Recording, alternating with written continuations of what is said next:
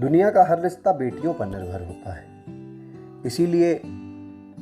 बेटियां अपने पिता का अभिमान होती हैं। लेकिन इसके बावजूद भी एक पिता के रूप में कोई भी व्यक्ति ये नहीं चाहता कि उसके घर में बेटी का जन्म हो। वो ऐसा इसलिए नहीं चाहता कि वो अपनी बेटी को पाल नहीं सकता, बल्कि वो ऐसा इसलिए चाहता है क्योंकि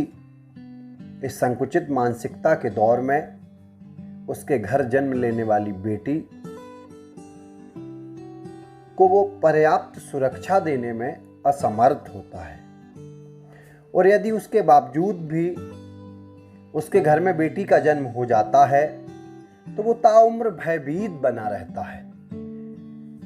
और उसे ये भय रहता है कि खुले विचारों से जीने वाली मेरी बेटी के साथ संकुचित मानसिकता के इस परिवेश में ऐसा कोई कृत्य न हो जाए जिससे उसे समाज के सामने शर्मिंदगी महसूस करनी पड़े। और इसी कारण वो अपनी बेटी की तमाम इच्छाओं पर अंकुश लगाकर उसे एक संकुचित दुनिया में रहने के लिए मजबूर कर देता है। यह ठीक उसी प्रकार से होता है दोस्तों, जैसे जंगल में रहने वाले हिरण को जब बच्चा पैदा होता है तो वो ताउम्र इस बात को लेकर भयभीत रहता है कि कहीं उसके बच्चे का सामना जंगल में रहने वाले भेड़ियों से ना हो जाए। और इसी डर के कारण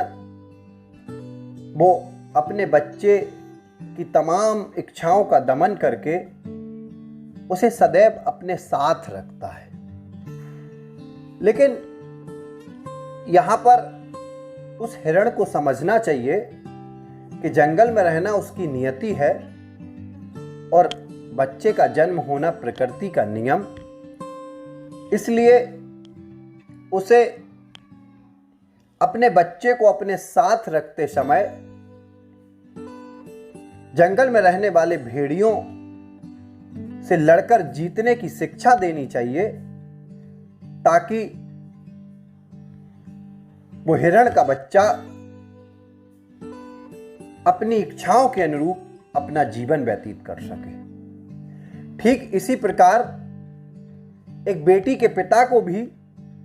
संकुचित मानसिकता के इस दौर में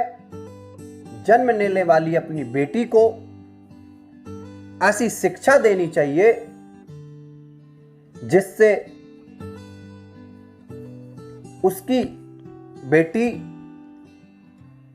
संकुचित मानसिकता के इस दौर में भी अपनी इच्छाओं के रूप खुले विचारों के साथ अपना जीवन व्यतीत कर सके। और यकीन मानिए, यदि आप ऐसा करते हैं तो एक बेटी के पिता होने के नाते मैं आपको विश्वास दिलाता हूं कि आपकी बेटी इस दुनिया में ऐसे आयाम तय करेगी कि आपके साथ आपके परिवार और आपकी समाज को भी